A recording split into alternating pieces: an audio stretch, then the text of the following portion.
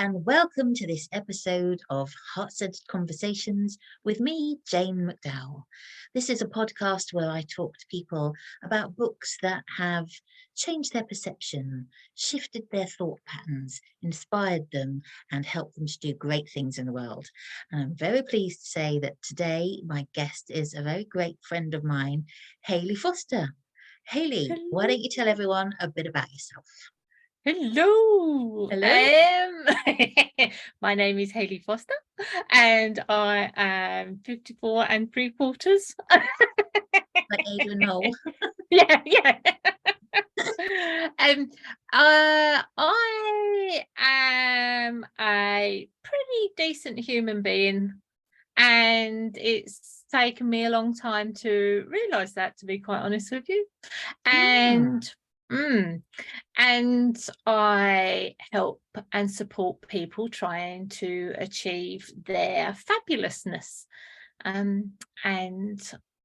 help them to succeed with that. And that's where I'm at in the world right now. I've had many incarnations, if you like. I worked for a large pharmaceutical company for about 16 years and moved into various different positions within that company, and then after a redundancy changed countries, went and lived in Ireland for a number of years and moved into wellness, and ended up managing multi-discipline, multi-site wellness business, and that's when I met you guys, the fabulous Heart-Centered business team, and you guys opened my eyes to everything that was possible for me, and that's what I'm doing for other people now.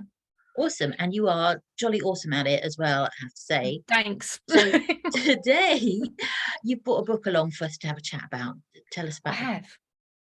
Where did I put my book? Well, look, I've got Have you got a copy? Thank God somebody knows what they're doing. I don't know if the light's on it, but it's called We can see it. Embrace Your Inner Critic by Hal and Sidra Stone. Yeah. So tell me, Hayley, why is this book so special to you? Do you know what? I was on a coaching course for women, and one of the tutors on that course mentioned this book would be a really good read for us, and I wasn't at the time a really big book reader. In fact, it had been years since I'd read a book, to be quite honest with you. During my job role, it was very stressful and full on. So when I got home, all I wanted to do was watch rubbish, to be quite honest with you, to empty my brain. So to switch over to, anyway, this book, going off then, this book was recommended, and I thought I'm going to give it a crack because it was something that was interesting me and had interested me for quite some time, about how the mind works and how the mind holds us back, and why do we think what we think, and that kind of thing. And I'd always said that I always thought I would, if I was academic, I might have gone down the psychotherapy type or psychologist type route, because I found it really fascinating. Human behavior. And so reading the book was amazing, and I really connected with the fact that my inner critic isn't really me, because I would be one of those people who would say, why do I do that? Why do I think that? You know, why would I say that when I don't really mean it? And all this stuff. And it really opened my mind up to what was going on and why it was going on. And I always seem to think, you know, when you see somebody or you hear about people with split personalities, and you think, why is that happening to them and not me? Why? Because I have all these voices. So why is it that I'm not that way, but they are? So that fascinates me as well. And then this is really funny, that, you know, the movie, is it, oh God, what's it called? Split. I think it's part of the 3 trilogy with, this is going off in another tangent. Anyway, it was about a guy with lots of personalities, and he enacted them, right? These different personalities, and he ended up, there was about 24 of them, and it was fantastic. But it's why does that happen to some people and not others? And those are the questions that come up when I'm reading that kind of thing. And not that it touches on this is just going on a random route, which hey, I love a random route. It's just a random route. But the book made me realize that my inner critic wasn't me, and that it was a result of things that had happened to me and for me and around me, and it was my perception of those things. I was giving those situation meaning, which was creating layers of how I showed up in the world, but also how I was for me. And I wasn't a supporter of me. I was an awful critic of me. Or maybe you were a very good critic of you. Yeah, exactly. And reading the book made me aware that I could disconnect from that pattern, that I could actually have a conversation with that critic and reframe them, which is what we tend to try and do with our negative speech and our negative beliefs. And it was just a fascinating, eye-opening read for me, and it did open up a lot, because go on, sorry, go. No, I was just going to ask, Hayley, so, you know, it obviously had a profound effect. What did it enable you to then do? Because, you know, you kind of touched on the fact that you recognized that this inner critic voice in your head wasn't necessarily your voice, or wasn't a voice at all. And so recognizing that, how does that help you shape, you know, your life now?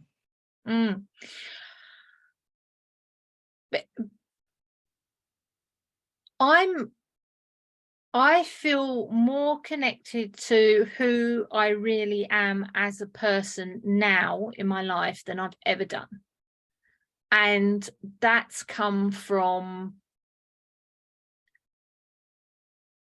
I'm going to silencing at times and communicating with the inner critic in a way that promotes growth and forward movement and positivity and confidence in shed loads, because that was something that I really suffered with previously, is lack of confidence. And I wouldn't, not for 1 minute did this book fix all those things. What it did is it created a link between all of them for me to be able to think logically about it all. And I think since reading that book, my inner confidence has gone through the roof, to be quite honest with you. I feel it. I see it in you. I mean, obviously, people watching don't necessarily know you. I've known you for a few years now, Hayley, and when I first met you, you definitely weren't the confident person that you are now. So that's awesome. Do you think also that now that you are able to recognize the inner critic in you, that you are able then to spot it in other people when they're talking to you, especially when they, you know, you're talking to your clients and helping them, you know, get to where they want to be and live the life they want to live? Are you kind of like better able, do you think, to recognize when what's coming out of their mouth is really the inner critic rather than their truth? Totally. And it's so much fun, right? And that's not meant in a obtuse kind of a way. It's wonderful to recognize it and be able to explain it to other people, so that then they can then have this aha moment and realization, and be able to say, right, well, I can deal with that now because I understand it for me, it's if I can understand it in a logical way, it completely connects. And then so if I can understand it in a logical way, I can explain it to other people in a logical way. And I think that links to awareness. And when we're really truly aware of ourselves and what's going on, there's a beautiful, elegant freedom that comes with that, I feel, anyway. Yeah, I love that. I love that beautiful, elegant freedom. Yeah. So one of the things that I've read most of the book, haven't quite finished it, I have to admit. Well, one of the things that came up was this difference that the authors found between the inner critic typically in men and typically in women. And, you know, bearing in mind that the book was written back in the 90s, and society and the way we, you know, think, especially in the West, has shifted quite significantly. I just wonder, what's your take on that? Do you because there's a bit where they talk about how they use the film Tootsie as an example of when Dustin Hoffman is dressed as a woman, and they pass the mirror and catch their reflection and think, oh, little tweak of the you know, whatever, and carry on because now I'm kind of a better woman for doing that. And when he was his male character, he didn't have those kind of issues when he passed a mirror. It just struck me that now I think that the difference is not so marked, especially, you know, here in the UK. And I think so many people are so bombarded with all this information about what you should look like, and you know, there's this whole kind of, you know, this culture of like, oh, you know, you've got to have some cosmetic surgery, you've got to look this shape, your, you know, your eyebrows have to look like this, your lips have to look like that, if you're, you know, you've got to have muscles, or, you know, I just wonder what your take on that was. I agree that it doesn't matter about gender. You know, our inner critic will attack us regardless of our gender, and some of us will have stereotypical inner critics because that's the environment we've grown up in, and others won't. You know, and I think, and it's been proven that people with a split personality, actually those split personalities take on different personas, male or female, regardless of whether that person with the split personality is male or female. And I say male or female because in a traditional sense, rather than all that's going on nowadays, right? But I think it's down to the individual. We are either I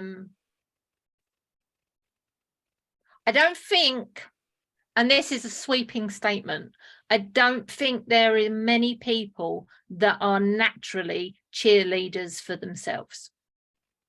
Yeah, that is true, isn't it? Yeah.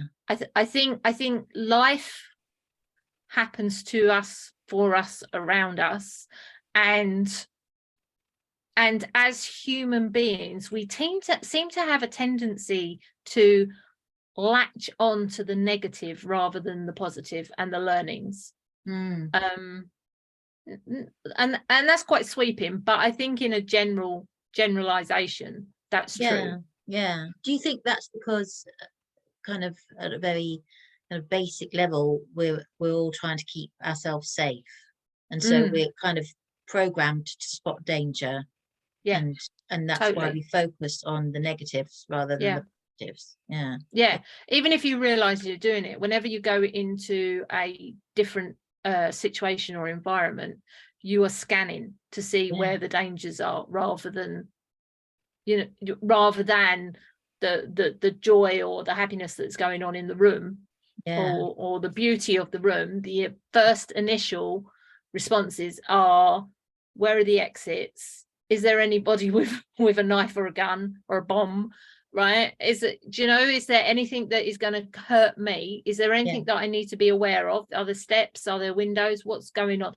All this is being processed without us realizing. And that's where the inner critic gets its power from, is regardless of whether a situation is dangerous or not to us as we are growing, if it's different, it assigns it's a danger. Because what it wants to do is to keep you safe. So it likes familiarity. Sorry. We've all got one of those words that we can't say. There's so many. Still, it's entertaining. And so then it builds layers of situations where it's going to keep you what it believes safe from, regardless of whether it is a good or bad situation, because it doesn't really know. The inner critic doesn't know. All it's about is this something we've done before? Did it result in a good outcome? And so therefore, if we as individuals have assigned a negative outcome to quite an innocuous situation, it will see that as a potential danger. And it strikes me as well, I'm often trying to imagine in my mind what life would have been like before the Industrial Revolution, when we lived much closer to nature and things were a lot less complicated. Because now it seems to me, at that point in our existence, we would have been spotting their wild dogs running around, or their is there somebody coming to steal our crops or whatever it might be. But now, oh my God, there's layers and layers and layers and layers of stuff, isn't there? So not only kind of do we have to carry the inner critic that may be informed by our parents' voices or other sort of influential people in our life, but now it's like, if you think of social media and the amount of anxiety that has brought into people's lives, there's a whole other level. And how do we, I'm not for 1 minute suggesting that the answer to this, Hayley, but I'm just thinking, how on earth do we cope as humans in the reality that we've created for ourselves? And I don't know, Jane, I don't think the majority of people are. I think that's why we've got so many labels going around, people having issues with just coping with life. And it's sad. It's really sad. And I think some of the key things would be to, and this is a bit of a funny thing to say, because this is going to go out somewhere online and like stuff like that. But here's the thing, right? There's a difference between. So I was going to say social media hasn't done any favors, but actually it's the negative paparazzi type stuff that's out there online that people seem to like. I don't get it. Personally, I don't get it. They latch onto it. They want to see who's being slagged off. They want to see who had the last fight. They want to hear all the negativity, and you get drawn into it. And actually what needs to happen is people really need to cop on and use the internet and social media and stuff for education and awareness. And there are elements of that happening, but I don't believe enough. See, I filter. I love Facebook. You're right. When I'm living in Ireland, it helped me stay connected to my friends. When we were going, my husband's recovering from cancer, so when we were going through all that treatment and everything there, I found fun, happy things on there to alleviate the stress and the worry. I think it's what you look for that's And if you can refrain from the negative side of it and look for the fun in it, or the education in it, I think you're going to do yourself an enormous favor. There's a really great book called Stolen Focus by Johann, and in it he talks a lot about social media and the way that the companies like Google and Facebook and Twitter and all the rest of them kind of set up their algorithms, and that actually they set them up to focus on those conversations that are confrontational, that are divisive, because that's where most of the comments are. And so that's what seemingly keeps people on social media and keeps them scrolling. And then the more people do that, the more money comes into their business. So I mean, they have the power to switch those algorithms around to do much more good in the world, but it's not, it doesn't work out in their pocket so well. And it's not just what people are commenting, it's what we're bombarded with, all the images and all the adverts. I don't know about you, but if I do watch the television and there are adverts, I just either put it on silent or I fast forward if I've but if you do watch them, your car's not good enough, you don't smell good, your skin's bad, your hair's rubbish. It's all of these messages that are sent to us, and then just layer and layer and layer of helping your inner critic to say, oh God, look at the state of you. No one's going to love you, no one's going to like you, you're not going to get any friends like this, you need to be thinner, you need to have more muscles, you need to look younger, your hair needs to look different. All of that. What a load of pressure we put on ourselves. In the name of what? It's just I know for myself that when I was younger, and this is going to sound really ridiculous, but this is really what I thought. I thought I would never leave the house without any makeup on, because I thought if I did, no one would recognize me. So dark. I mean, I've never worn shades and shades of that changed the shape of my face particularly or whatever, but it's just ridiculous that I thought that I couldn't leave the house because I was far too ugly, and so I needed the makeup, and if I didn't have the makeup on, no one would recognize me. So what, the stories we tell ourselves, and that's all that inner critic, isn't it? And so unpicking those stories and recognizing whose stories they are as well. Who came up with that story? See, and I never really wore, or I don't really wear makeup, never have. I dabbled with it sometimes. And my sister's the complete opposite. She's a beauty therapist, trained beauty therapist. So she started very young and slapping it all on and stuff. But for me, that came from, excuse the phrase, you can't polish a turd. And I just used to think, well, there's no point in slapping it on. Where did that come from? I know, I have no idea. And because I'm an okay looking woman and I scrub up really well. You do. Right, so I don't know, but that's why for years I thought that, and it was crazy. And I think the thing with the algorithms, going back to it,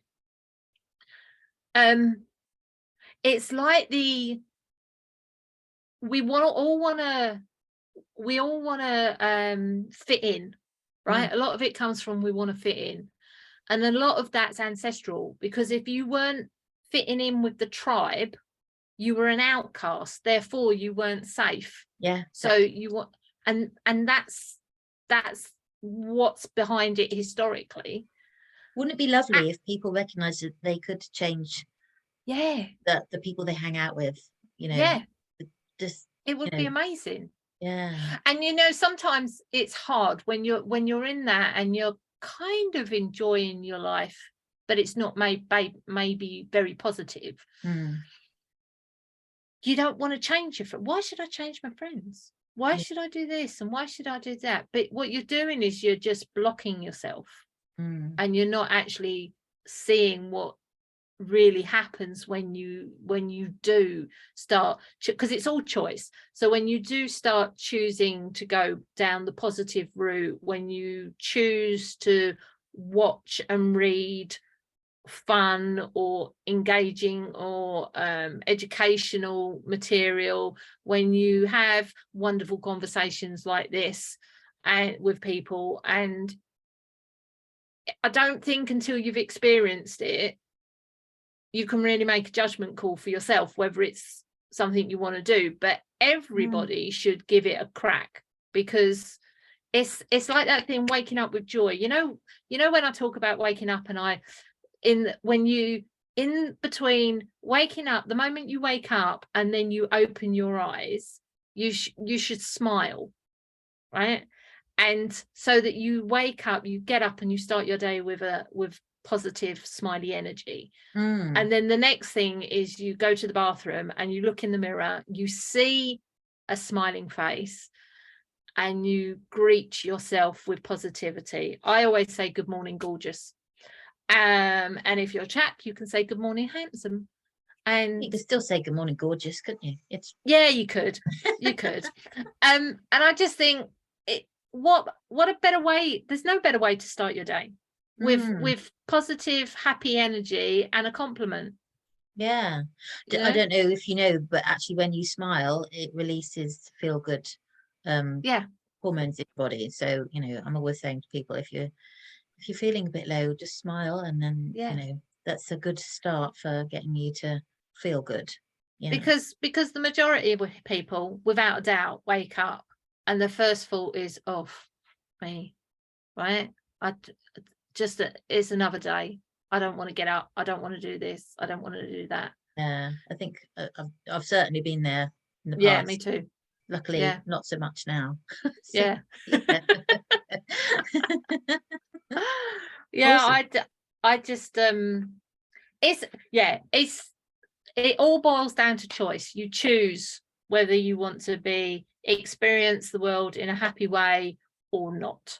That's even if it, and this is going to sound a bit weird, but even when you are sad, and that this week I've been quite sad myself. There's been a loss, there's grief, but there's also still happy moments, and I know that my default is happy, so I'm not gonna sit in the misery for too long.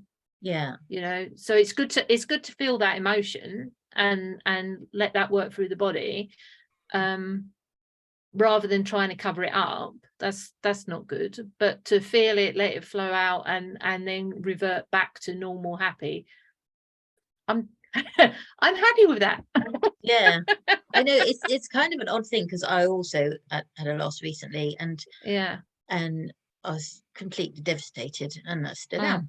However, I was experiencing happiness alongside my feelings of grief, and I found that really kind of a bit bizarre. I think whenever I'd suffered grief before, I'd just been a complete mess, and I hadn't been able to pick myself up very well at all. And this different, and I think that's testament to a lot of self-development I've done, and also a lot of it's to do with the people that I work with, because they're all amazing. And they're really supportive. So it's that idea that you can hold sort of both ends of the spectrum in yourself and experience them at the same time. Kind of a bit of a revelation. And I do want to make it clear to people who are watching this, when we're talking about making a choice between whether you feel happy or not, we're obviously not including in that people who are clinically depressed, and so want to make sure that people don't think we're being insensitive to that. It was another thing that popped into my head reading Embracing Your Inner Critic, that the way we think and our moods, because kind of the various selves in us really reflect different moods, I think. Different emotions. And really the way that we feel is so dependent on what's going on inside us, as in physically. So, you know, things like gut health can really affect how our mood is. And even, you know, like, you know, if we contract viruses, they can change our behaviors as well, which change our way of thinking. So it's all such a fascinating thing to look into about what makes us tick and what makes us behave in certain ways, and, you know, what are external influences, and what is it that's going on in us on a physical level. All those micro beings that are within us that form who we are as well. It's like we're all a mini planet in ourselves. So I know, we'll kind of take care of our planet, otherwise, you know, it's unhealthy. It's amazing. We are amazing creatures. We really are. And so is everything on the planet. But we're born as babies. Our go-to is happy. Once everything's taken care of, once we're fed, nappies are changed, we've had enough sleep, our go-to is happy. It's not our go-to is sad. And somewhere along the line it switches round. And I just, it's I heard it described actually as the other day, and I can't remember who did it. I was watching something online, and it was talking about the progression of humans with regard to how they experience life, whether it's happy or in a sad way, is actually the shape of a smile. Oh wow. Because we're born happy, and then we have experience in life that kind of makes us less happy, and then during the 20s and 30s, a little bit into the 40s, we're kind of just experiencing life on a curve, and it becomes a drag, and we're just not all life's, you know, pay the mortgage, work in a job we don't necessarily like, the car's broken down, all that kind of thing, right? So you've had the happy, you've moved down, you're in the smile, and then when you hit your late 40s and onwards, actually life then becomes more about, let's just do what makes us happy, and you come back up to the realization of happiness in your end years. Oh, that's a really interesting thought. I in my mind I had a sort of, you know, that sort of emoji where there's kind of like a funny crooked mouth, because wibbly wobbly. Because I was just thinking 40s, 50s women, perimenopause, menopause, I'm sure a lot of people are thinking So but I mean I like the idea of that. And I also think some people's will be like